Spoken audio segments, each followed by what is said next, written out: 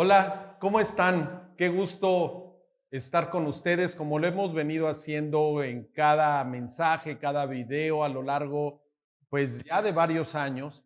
Y continuamos con este mensaje de Lucas, esta segunda parte del Evangelio de Lucas. Y vamos a continuar con mi buen amigo Beto. Beto, gracias por estar otra vez con nosotros Muchas gracias. y poder compartir juntos este mensaje de la palabra. La semana o en el video anterior, y bueno, que también compartimos la semana anterior, hablamos de varios temas acerca de este Evangelio de Lucas. Platicamos que Lucas fue un acompañante de Pablo, cómo recopiló toda la información en el Evangelio para compartírsela a un a una persona muy especial, seguramente un discípulo de él, Teófilo, se lo deja ordenado. Vemos también que él era médico, como lo decía el médico amado, se refería Pablo a él. Y bueno, pues, ¿qué más, qué otros temas vimos así rápidamente? Hablamos de que es el evangelio que trae más detalles, ¿no? Es ampliamente, eh, vamos, comentado, tiene muchos comentarios, muchos detalles de la vida de Jesús. Y también algo que vimos fue que además de dar la biografía más completa de Jesús, habla de ciertas situaciones. Tú mencionabas el tema de la pesca milagrosa, eh, lo mencionamos ahí cómo impactaba Dios, o sea, puede impactar nuestra área laboral, ¿no? Un ejemplo que mencionamos. También cómo él tenía, Lucas nos detalló algunas cosas como cómo Jesús también sudaba con gotitas de sangre, ¿no? Antes en Getsemaní, antes de la crucifixión. Y varios detalles. La sanidad de Malco, comentábamos también acerca de la sanidad de Malco. ¿Qué otras cosas recuerdas que vimos así rápidamente la semana pasada? Bueno, pues vimos muchos de sus discursos más emblemáticos. Aquí en este libro los describe. Por ejemplo, pues este relato de los 10 leprosos. eh, También pues vemos muchas conversaciones que Jesús tuvo donde pues él expresaba que él venía a salvar al enfermo, ¿no? Entonces comentábamos que daba mucho énfasis a esto precisamente, ¿no? Que es Claro. al Y enfermo, al pobre. al pobre, ¿no? A los marginados, hablaba esa parte de los marginados. em, y cómo él, incluso cuando inicia su ministerio, hace declaraciones muy claras, muy fuertes, haciendo referencia a un pasaje que lee en la sinagoga, ¿no? Ahí en Galilea, lee un pasaje De Isaías, me parece, ¿no? de Isaías. ¿Lo tienes por ahí para... Sí, creo que sí. Ese es Lucas, en Lucas 4, del versículo 18 y 19, lo tienes, dice así, lo voy a leer, Beto. Este, ¿O ahí lo tienes? No, pero lo busco. Lucas Aquí 4, está. 18, 19. Dice, el Espíritu del Señor está sobre mí, por cuanto me ha ungido para dar buenas nuevas a los pobres. Me ha enviado a sanar a los quebrantados de corazón, a pregonar libertad a los cautivos y vista a los ciegos, a poner en libertad a los oprimidos, a predicar el año agradable del Señor. ¿No? Esa parte dice, he venido a dar buenas nuevas, pero sobre todo, a mí me llama la atención cómo dice, sanar a los quebrantados de corazón. O sea, la gente que era marginada no nada más era porque era pobre o porque estaba enferma. A veces cuando platicábamos esa parte, cuando estamos dolidos, cuando tenemos el corazón roto, ¿no? Dios nos, Dios nos está llamando, diciendo, hay buenas noticias, o sea, no estés con tu corazón roto, y es algo que actualmente está sucediendo en la sociedad y a lo largo de la historia, ¿no? Muchas personas que han sido afligidas, dañadas, nos hemos dañado los unos a los otros con comentarios. em, yo creo que ese tema de cómo nos dañamos, cómo un comentario mío, Beto, te puede dañar o te puede alentar, te puede dar vida y Jesús venía a darnos vida. Nos hemos llevado pues entre las patas a mucha gente cuando hemos hecho comentarios malos, ¿no? O malos comentarios de los demás. Es lo que la palabra muchas veces dice maldecir, ¿no? Hablar mal de los demás. Incluso se los decimos en su cara. Pero Jesús vino a eso, ¿no? A las personas marginadas. Digo, algo que comentábamos precisamente es que a estos pobres, que le otra vez dice, por cuanto me ha ungido para dar buenas nuevas a los pobres, no se refería precisamente o solamente a los en un estatus social bajo, ¿verdad? Sino también pues, a gente enferma, también hacían a un lado a las mujeres, menospreciaban a las mujeres. eh, Sí. Sí, y dice, y libertad a los oprimidos. Recordar que el pueblo de Israel se sentía oprimido por, el, por Roma, ¿no? Así estaban viviendo. Y bueno, entrando al tema, a esta segunda parte del Evangelio de Lucas, a partir de ahí de donde nos quedamos, a partir del capítulo 9 en adelante, empieza a describir ese camino hacia Jerusalén, y hay muchas enseñanzas ahí.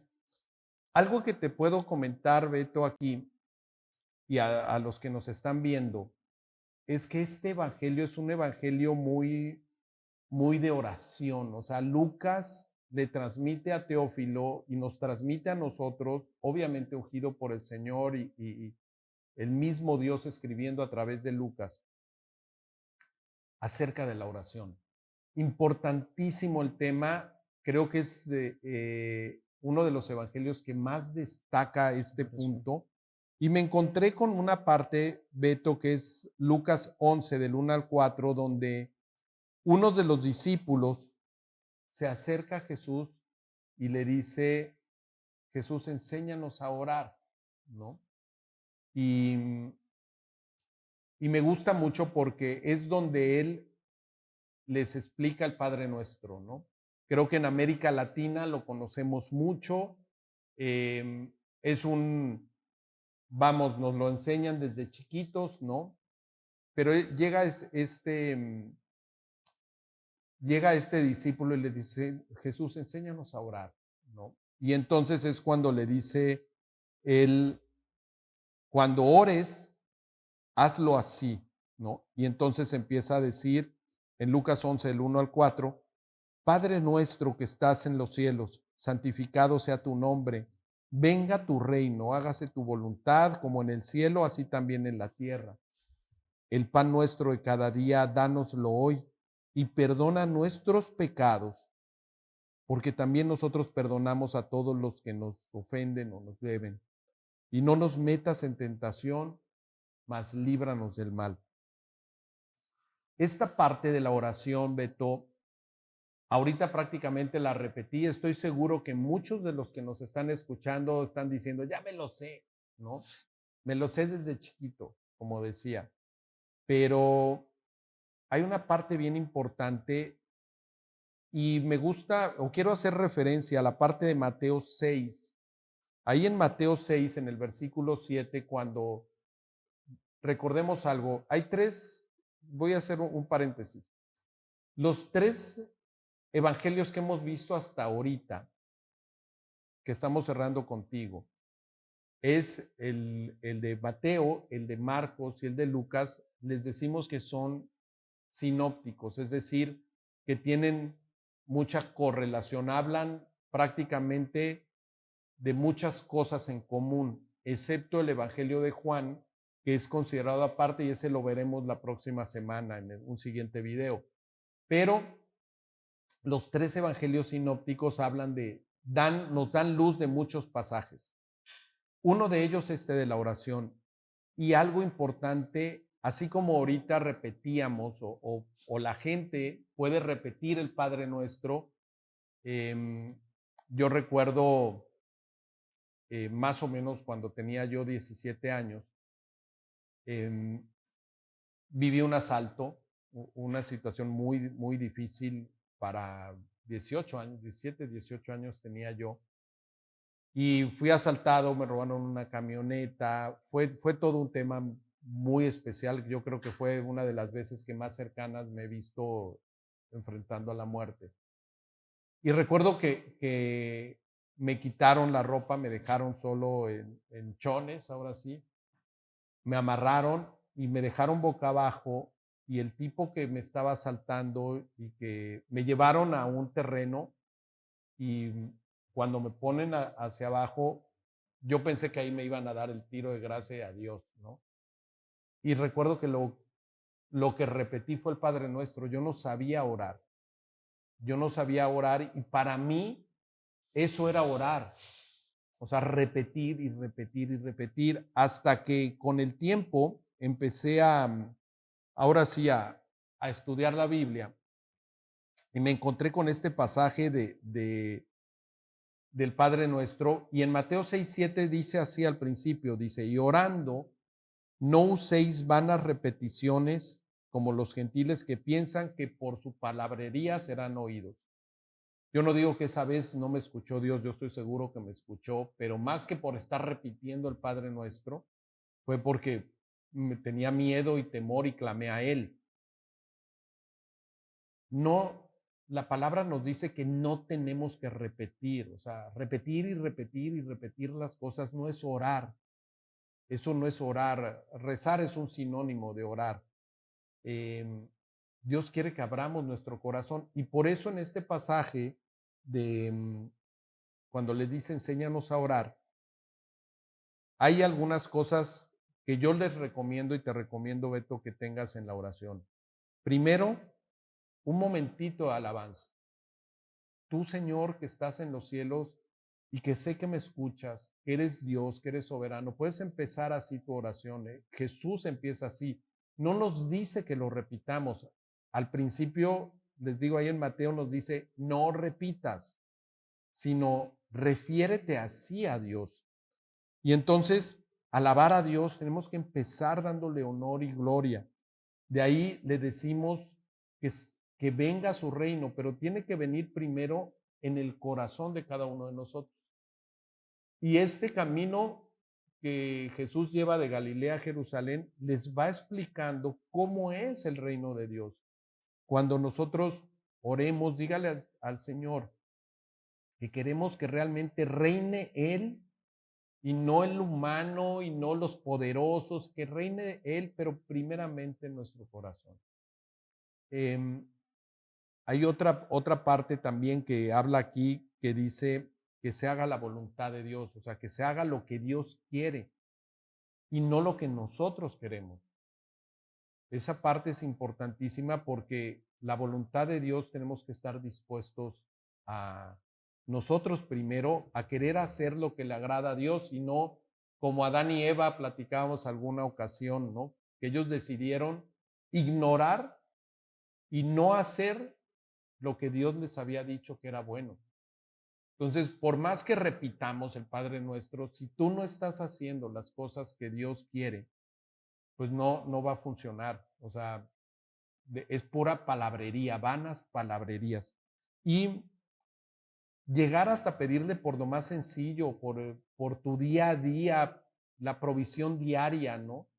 Fíjate que a mí me gusta mucho recordar cuando oro en la mesa, cuando oramos en la mesa, en la casa, nos encanta compartir la mesa. Tú has estado con nosotros en la casa, por cierto, guisas muy bien. Recuerdo hay una discada que llevaste una vez, pero pero me da gusto y es un momento en los alimentos para darle gracias porque vemos la fidelidad de Dios. ¿Cómo no ha faltado el alimento en tu mesa, en la mesa de los que nos escuchan? Y hemos visto a Dios fiel en la provisión en la mesa. Pero y quiero subrayar esta última parte, que dice que perdona nuestros pecados, cuando le pedimos que perdone nuestros pecados, el requisito es, dice Jesús, así como tú perdonas. Y en ocasiones, en la mesa, es cuando más conflictos hay. A mí me ha tocado ver a personas y escuchar conflictos en la mesa. O sea, se están peleando. Hay alguien que da un punto de vista diferente al de otro y ya se armó ahí todo. Nos trajimos a Ucrania y a Rusia ahí a la mesa porque nos andamos peleando y, y no hay perdón. Entonces, cuando nos explica Jesús que tenemos que conversar con Dios y tenemos que orar a Dios de esta forma, pone un requisito importantísimo que es el perdón. Yo creo que es uno de los grandes ausentes, del siglo XXI, es el perdón, Beto, ¿no? El perdón es esta parte. Entonces, em, la oración es bien relevante. La oración es un evangelio de oración, el de Lucas. Me gusta esta parte que habla de la oración. O sea, no sé, resumo, ¿verdad? Que es orar confiando en Dios porque Él provee. Y también, pues, habla de mostrar nuestras peticiones, ¿no? A Él, o sea, las cosas que necesitamos o anhelamos, ¿no? Y yo, pues, quiero mencionar que, eh, en este evangelio, en varias ocasiones bueno, este autor se enfoca mucho en la oración, ¿verdad? En pedir a Dios. Entonces, pues, hay 3 parábolas donde menciona muy bien, lo que es la oración. No sé si podamos comentar. Sí, Sí, bueno, sí. Por eso te comentaba, sí, hay constante presencia de la oración en el Evangelio de Lucas. ¿Cuáles son esas tres que recuerdas? bueno, la primera es de Jesús narra de un amigo que va a pedirle a otro en la noche. Ujú. Entonces, pues esta persona, o bueno, este amigo va e interrumpe, no sé, ¿verdad? Va a él a pedirle, pero le dice: "Oye, pues es que estoy ocupado, estoy con mi familia, pues Le ahorita pide no". 3 panes, Le ¿no? pide 3 Y en panes. Lucas 11 está esa parábola. Entonces, pues esta persona, pues siguió insistiendo, pidiéndole, ¿no? Hasta que, pues ahora sí, pues él Lo responde, ¿no? atiende, ¿no? Le Le responde. ayuda. Entonces, pues está esta parte de que uno, pues, puede pedir y estar insistiendo, ¿no? O sea, se vale también, mostrar esas peticiones, esos anhelos que tenemos a Dios. ¿Qué otra viene? De hecho, esas 3 parábolas que mencionas de la oración solo vienen ahí, solo vienen en Lucas.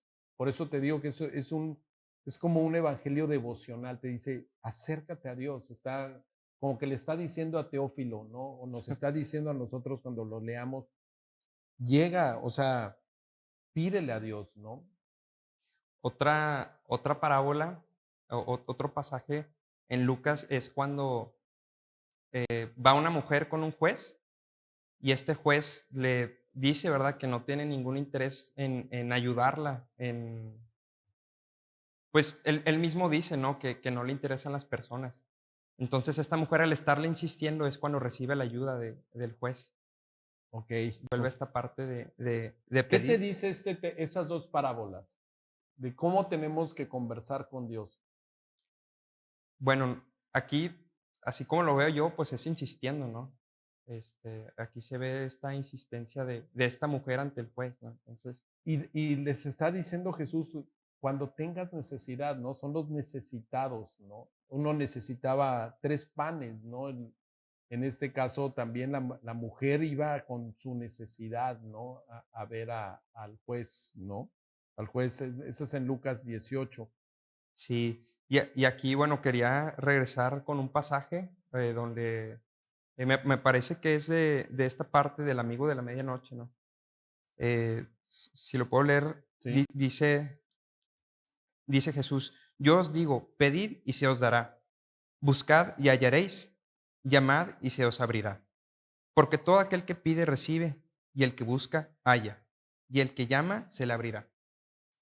¿Qué padre qué padre de vosotros, si su hijo le pide pan, le dará una piedra? ¿O si pescado, en lugar del pescado le dará una serpiente? ¿O si le pide un huevo, le dará un escorpión? Pues si vosotros, siendo malos, saben dar buenas dádivas a vuestros hijos, ¿cuánto más vuestro Padre Celestial dará el Espíritu Santo a los que se lo pidan? O sea, insistiendo, pide y se te va a dar, ¿no? Así es. Dice, porque todo aquel que pide recibe y el que busca halla y al que llama se le abrirá, ¿no? Esa efectivamente viene inmediatamente después de esta parábola del amigo de la medianoche, ¿no? De que llega a pedirle. Y es la forma como Jesús está explicando en todo el trayecto, ¿no? En todo el camino a Jerusalén, les está diciendo cómo tienen que actuar y el discípulo le había pedido que los enseñara a orar, les dice insistentemente, ¿no?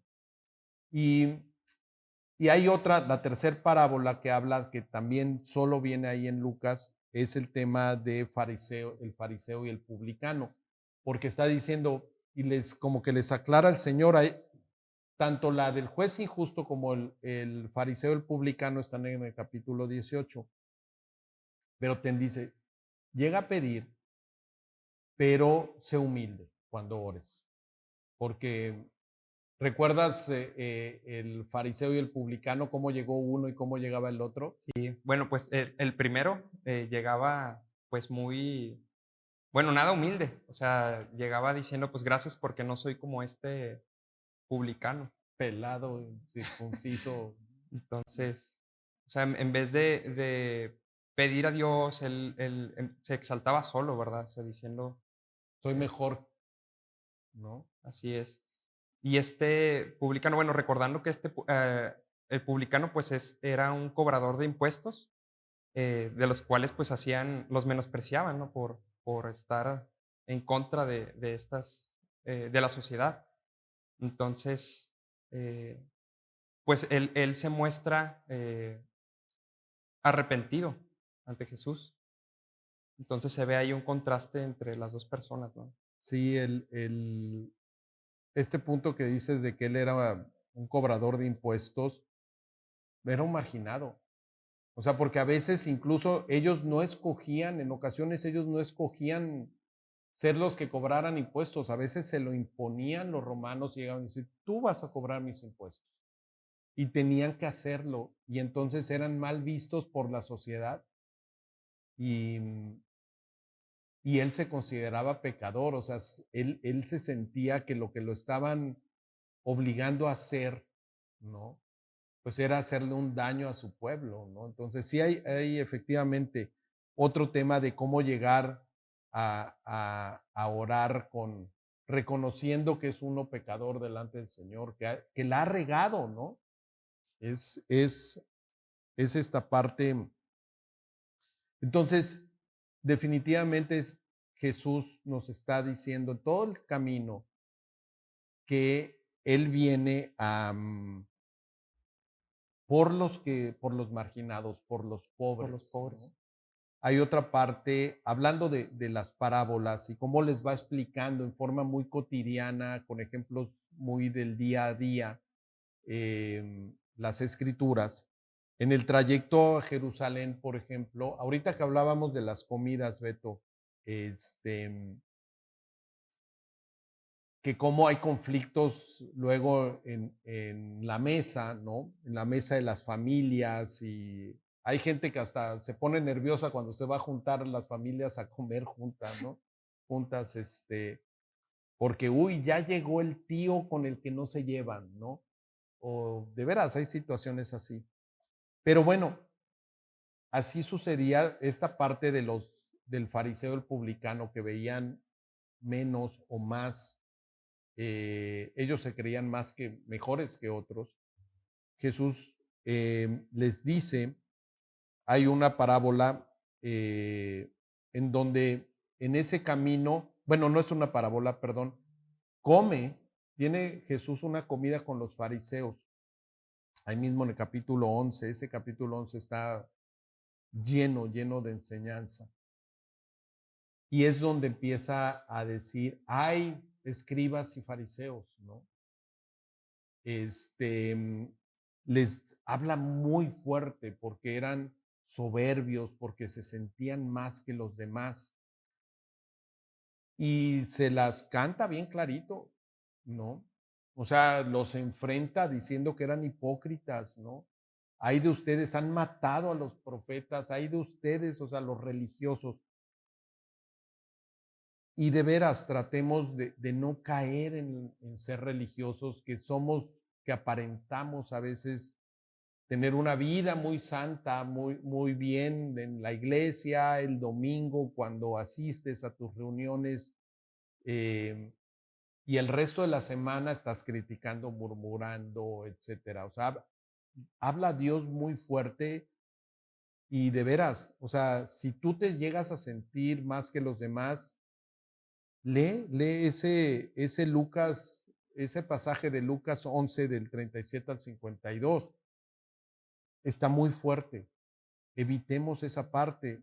Y hay otra parte también ahí adelante en Lucas 14, cuando explica que cuando invitemos a los demás, no lo hagamos para quedar bien con la gente, porque luego hay personas que te invitan a la mesa nada más para adularte, ¿no?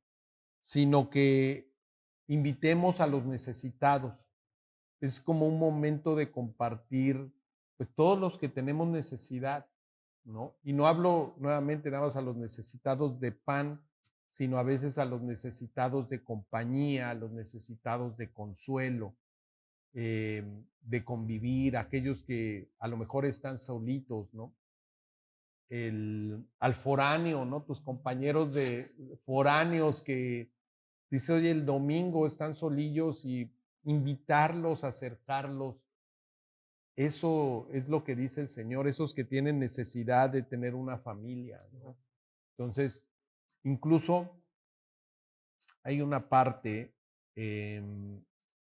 que habla de una parábola nuevamente del gran banquete, en donde habla que una persona importante estaba preparando un banquete para, y que para ciertas personas, y que ya que estaba el banquete listo, les dice a sus siervos, oye, ve por ellos, diles que ya está lista la mesa para ellos, ¿no? Y ninguno de los invitados originales asistió. Entonces Tenían mejores cosas que hacer, ¿no? se justificaron, Sí. ¿no? O Yo bueno, no, a su manera de pensar. sí, oye, yo no porque me acabo de casar, estoy aquí recién casado. Oye, yo tampoco porque acabo de comprar una hacienda, dice uno de ellos, ¿no? Y entonces voy a ir a verla. Oye, pues no compras algo antes de verlo, ¿no? O sea, de veras, si este pasaje en el capítulo 14, versículo 15 al 24, habla de ese momento en donde todo se justifica. No, yo compré una yunta de güeyes, eso haz de cuenta como en aquel entonces, a estos bueyes eran como los camiones, ¿no? Compré unas camionetas y voy a ir a verlas. Pues no pues primero haces la prueba de manejo y después las compras. Él debió de haber visto esto. De veras, si observas las justificaciones que hacen, los invitados son así muy lógicas. Y luego así pasa, Beto, cuando las personas las invitamos a una reunión, cuando queremos pasar tiempo con ellos, cuando les queremos compartir de la palabra, ponen justificaciones bien ilógicas, ¿no? Y dan largas. Em, Así que, ¿cómo termina esa parábola del gran banquete? De esta mesa que tiene preparada el Señor, les dice, nuevamente llamando a los marginados, ¿no? Los A necesitados, los ¿verdad? necesitados, ¿no? Vayan a las calles, vayan más allá y traigan a los cojos, a los mancos, a los ciegos, tráiganlos porque para ellos es ahora los que no quisieron escucharlo, nuevamente haciendo algo de referencia a los religiosos judíos de la época, voy a sentarme a la mesa con los marginados, ¿no? Padre. Sí, qué Sí, padre. esa parte de que dignifica a los oprimidos, ¿no? Y los llama a ellos, ¿no? Sí. Tío, ahorita que está mencionando esto de cómo dignifica a los oprimidos, bueno, si me da oportunidad, me gustaría adelantarme un poquito también para hablar de que Jesús también dignifica mucho a la mujer en Claro. todo este libro, ¿no? O sea, vemos muchos pasajes en los que pues le da un rol muy importante a las mujeres y incluso las menciona y son parte de este, eh, Como en qué parte te llamó la atención? bueno, desde que empieza este evangelio, habla pues de la madre de Jesús, ¿no? O sea, donde le da esa importancia de que ella iba a llevar, iba a traer al mundo a este rey. Desde el Entonces, embarazo de ellas, ¿no? Habla. habla del embarazo de María y también de su prima Elizabeth, Ujú. que también, bueno, mencionamos en el video, en la plática pasada, donde pues también habla pues de su prima Elizabeth, que iba de ella, iba a nacer otro, Profeta. un profeta, pues alguien que iba a anunciar, a preparar el camino, decía. Le da la importancia al embarazo de la mujer. Ese punto tienes mucha razón. Eh, lo hace digno, lo que traes en tu vientre puede transformar al mundo, ¿no? O sea, ver que Dios puede, o sea, el embarazo es relevante. Sí, tienes toda la razón. Le está dando, antes decían, es que ya se va a aliviar, ¿no? Pues no está enferma, está dando vida, ¿no? Y efectivamente es un momento que este evangelio y que mismo Jesús lo enaltece a la mujer en ese periodo de gestación, ¿no? Sí. Tenemos también a Marta y María, que son, s- fueron hermanas de Lázaro. También, bueno, en otro pasaje, ¿verdad? Cuando habla de la resurrección de Jesús, habla también de unas mujeres que estuvieron presentes cuando fueron a buscarlo, ¿verdad? Estas dos pasajes que dices, Marta y María, definitivamente habla de sus amigas, ¿no? Yo creo que, como lo dices, dignifica mucho a la mujer ahí en la amistad, ¿no? Eran de convivir en lo cotidiano, ¿no? Están esta parte de Marta y María en el capítulo 10, es donde habla de ellas, hermanas de su amigo Lázaro, y definitivamente, o sea, se ve como hay una muy buena relación de amor, de amistad entre Marta y María con Jesús, ¿no? Y esta parte que dices de, de la, de la resurrección, ¿no? Ahí, ¿qué te llamó la atención, Beto? Bueno, pues de entrada que a estas mujeres se les aparecieron dos ángeles, Ok. eh, pues diciendo, ellas fueron a buscar a Jesús, ¿verdad? Pero llegan a este lugar y ya, ya la tumba estaba vacía. Iban a ungirlo, iban ya para terminar de enterrarlo, ¿no? Así es. Entonces, y quiero leer este pasaje porque los ángeles, ¿verdad? Les hacen una pregunta a ellas, ¿no? A ver, Dice en Lucas 24, del 5 al 7, dice, asustadas se postraron sobre su rostro, pero ellos les dijeron, ¿por qué buscan entre los muertos al que vive? No está aquí, ha resucitado. Recuerden lo que les dijo cuando todavía estaba con ustedes en Galilea. El Hijo del Hombre tiene que ser entregado en manos de hombres pecadores y ser crucificado, pero al tercer día resucitará. esa pregunta importante, ¿cuál es?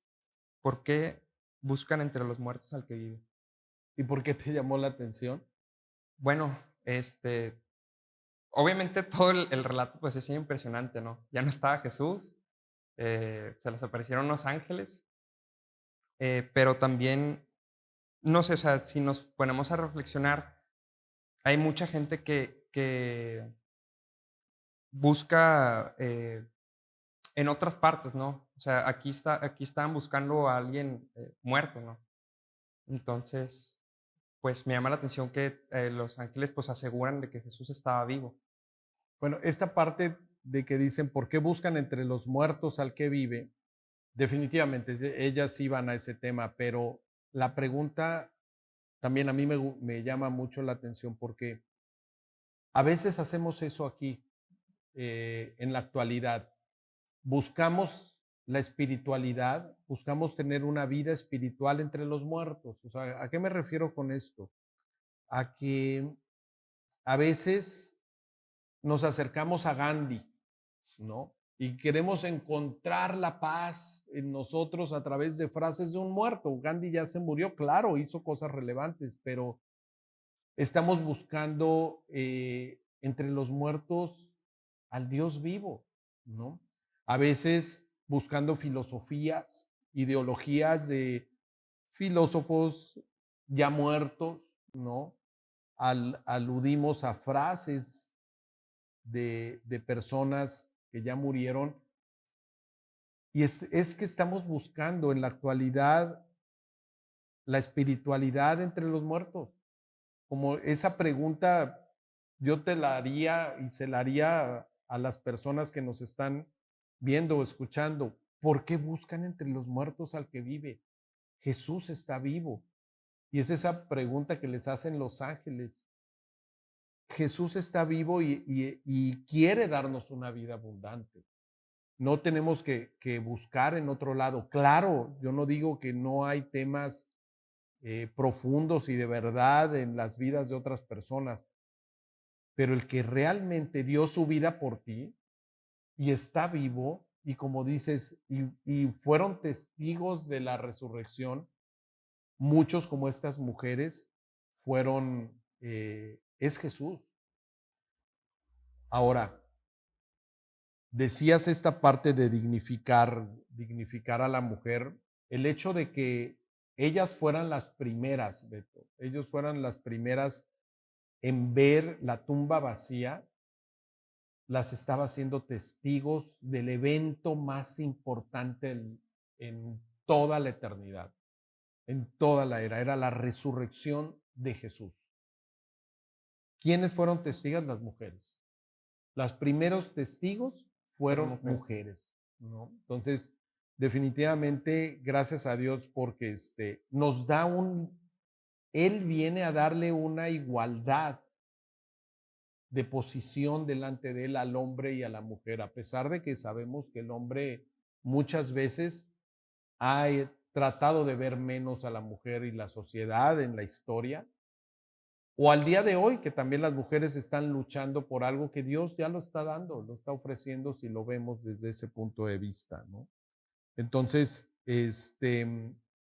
bueno, después de este pasaje habla del camino de Emaús y vienen diferentes situaciones que también vienen muy bien detalladas en el capítulo 24, pero no quiero dejar y terminar este evangelio, porque podemos volver a entrar al tema de la crucifixión, que ya lo hemos hablado, pero hoy hemos tocado mucho el tema de los banquetes, ¿no? Porque incluso en el camino de Maús, que primero no reconocían a Jesús cuando les hablaba, hasta que no comieron con él, hasta que no vieron cómo partió el pan, fue que se dieron cuenta que Jesús había venido, había resucitado y lo vieron. Lean ese capítulo 24, está maravilloso. Viendo la importancia que Dios le da a la mesa, a compartir el pan, a compartir la provisión que Él nos da a cada familia, ¿no? Entonces, la semana pasada hablabas acerca del hijo pródigo que Ah, te sí. había y quedamos pendientes de tocarlo. Y con eso me gustaría cerrar este evangelio de Lucas, perdón. Claro. ¿Qué te llamó la atención del hijo pródigo? Bueno, ahorita que mencionas sobre la mesa, que era, pues es algo importante, ¿no? Estar también en armonía, ¿no? En la mesa con nuestros familiares, bueno, también Jesús narra una parábola, la parábola del hijo pródigo, que trata de, pues, un joven, ¿no? Que decide, decide apartarse de su familia, decide apartarse de la mesa de su padre y pues lo lleva a una situación muy penosa. A ver, apóyame y leamos esa parte, Evangelio de Lucas, en el capítulo 15 del 11 al 24. Claro. Dice, también dijo, un hombre tenía 2 hijos, y el menor de ellos dijo a su padre, Padre, dame la parte de los bienes que me corresponde, dice, y le repartió los bienes. No muchos días después, juntándolo todo el hijo menor, se fue lejos a una provincia apartada, y ahí desperdició sus bienes viviendo perdidamente. Y cuando todo lo hubo malgastado, vino un gran hambre en aquella provincia, y comenzó a faltarle. Y fue y se arrimó a uno de los ciudadanos de aquella tierra, el cual le envió a su hacienda para que apacentase cerdos. Y deseaba llenar su vientre de algarrobas que comían los cerdos, pero nadie le daba. Y volviendo en sí, dijo, ¿cuántos jornaleros en la casa de mi padre tienen abundancia de pan? Y yo aquí perezco de hambre. Me levantaré e iré a mi padre y le diré, Padre, he pecado contra el cielo y contra ti. Ya no soy digno de ser llamado tu hijo. Hazme como a uno de tus jornaleros. Y levantándose, vino a su padre. Y cuando aún estaba lejos, lo vio su padre, y fue movido a misericordia. Y corrió y se echó sobre su cuello y le besó. Y el hijo, y el hijo le dijo, Padre, he pecado contra el cielo y contra ti, y ya no soy digno de ser llamado tu hijo. Pero el padre dijo a sus siervos, sacad el mejor vestido y vestidle, y poned un anillo en su mano y calzado en sus pies, y traed el becerro gordo y matadlo. Y comamos y hagamos fiesta, porque mi hijo muerto era, y ha revivido. Se había perdido y es hallado. Y comenzaron a regocijarse. Este, este capítulo 15 trae tres parábolas de cosas que se perdieron. La primera habla de una oveja perdida. Después habla de una chica que perdió una moneda, ¿no? Que por cierto, tener las monedas completas en el Medio Oriente significaba de que ya estaba lista para su boda, para casarse, ¿no? Pero eso era tal la preocupación de que se le había perdido su moneda, entonces ya no estaba completa para casarse. Y esta del hijo pródigo. Y, y efectivamente, Beto, hoy este pasaje que solo viene aquí en Lucas, hay tres cosas que quiero comentar antes de terminar y que vemos aquí. Primero, como tú lo decías, es un joven que decidió apartarse de la mesa de su padre, ya no comer más, ya no estar ahí. Y como dices, terminó en una situación muy penosa, o sea, alimentándose de los alimentos de los cerdos, ¿no? De las algarrobas de los cerdos. Y que incluso ni le daban ya. Que habiendo malgastado todo, tuvo necesidad y tal necesidad de que llegó hasta desear y estar tratándose de alimentar con ello. Esta parte yo creo que es importante que la veamos. Al día de hoy nos están ofreciendo, Beto, a los jóvenes muchas cosas realmente que de nada sirven. Alimento de cerdos. O sea, está a la mano la pornografía, está a la mano la fornicación, está a la mano las drogas, está a la mano emborracharte. Ahora es tremendo, las chicas se emborrachan más que los hombres, ¿no? Se ha perdido todo este tema vamos, de feminidad, de toda esa parte hermosa que Dios hizo para la mujer. Las ideas que nos están metiendo en redes sociales, todo el mundo quiere tener likes, o sea, alimentando nuestro ego, alimentando ciertas cosas y al final nos damos cuenta que estamos vacíos, perdidos, y, y así se vio este chavo, ¿no? Y alejado de su familia, lejos de su familia. No dudo que él se haya ido pensando que iba a ser el hombre más exitoso del mundo, la mujer más exitosa del mundo, etcétera, y dejó su familia, ¿no? Y sobre todo, Jesús se las explica porque les está diciendo que así nos alejamos de Dios, ¿no? Pero la parte más hermosa es la enseñanza que dice que si tú te arrepientes, si tú aceptas que ya no quieres seguir alimentándote así, que tú te cae el 20. Por eso dice aquí, y volviendo en sí, ¿no? Eh, dijo que en la casa de mi padre estoy bien. Allá hasta los jornaleros están bien. Le voy a decir que me trate como un jornalero, al menos. Y el hijo pródigo, bueno, este chavo llega y toma la decisión de acercarse a Dios. Está implícito el perdón. Va a decirle, Señor, papá, perdóname. Quiero, ya no soy digno de ser llamado tu hijo. Trátame como un jornalero. O sea, yo creo que tenemos que tener esa actitud. Y con eso me quedo el día de hoy, Beto, con esta parte que querías desde la semana anterior que tocáramos. Y creo que muy atinado en el Evangelio de Lucas.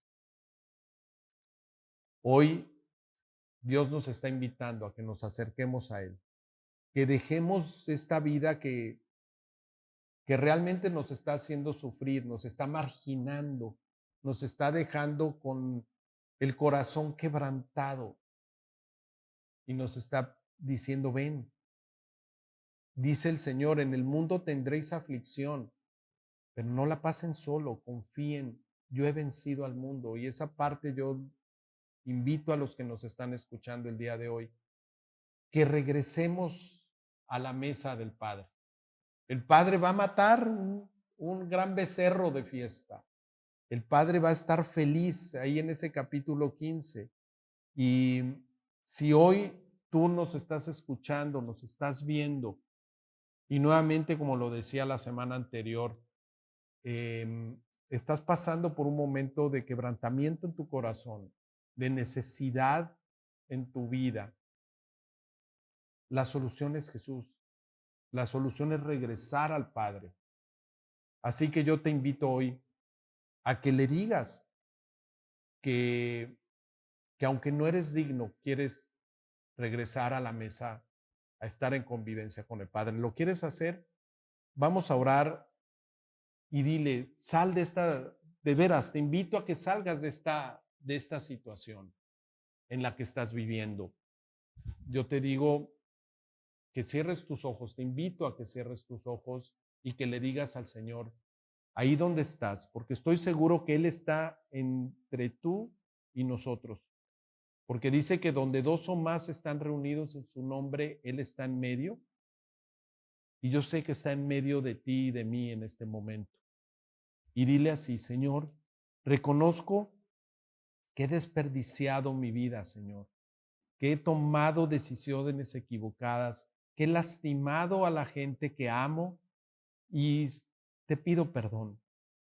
Te abro las puertas de mi corazón, estoy arrepentido y entra en mi vida. Limpia todas estas cosas, Señor, y te pido que me perdones. Y de ahora en adelante yo sé que tú me has de recibir, Señor, el día de mañana en el cielo, en un gran banquete. Te pido, Padre, que me guíes, me dirijas, así como tú dirigiste a los discípulos, Señor, en el camino hasta llegar a los pies tuyos en la cruz.